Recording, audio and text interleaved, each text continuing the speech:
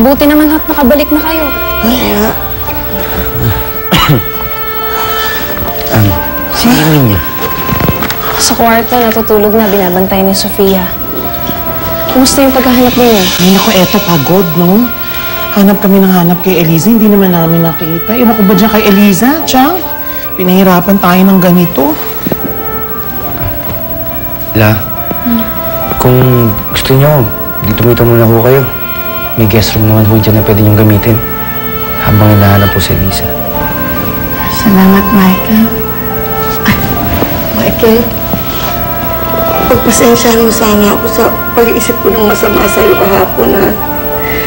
Ngayon pala kasi napatunayan na talagang mahal na mahal mo pala ang apo ko.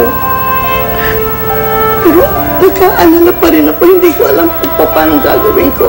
Kung nasaan siya, kung sinong kasama niya. Michael, paano kung may masamang mangyayari sa apo ko?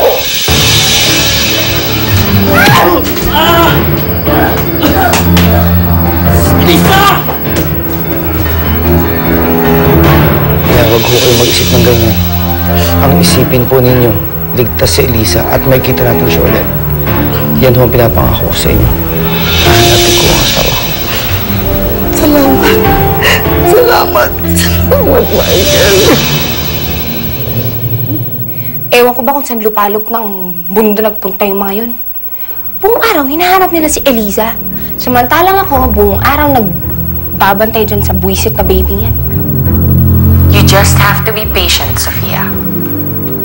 Ano pa nga ba? Yun ang ginagawa ko eh. Buti nga, nakatulog na yung bugbut na yan. Buwisit. Mama, call back. Sofia? Oh, kakatulog lang ni Ninya. Baka magising na naman. Salamat ha.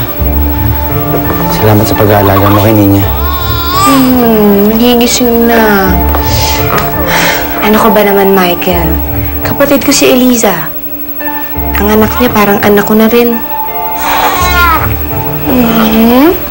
Night, baby. Tulog ka na. Grabe, ang ganda niya, no? Para siyang angel. Kamusta na nga pala paghahanap niyo kay Eliza? Hindi pa rin namin siya nakikita eh. Hindi ko na alam kung saan pa siya hanapin.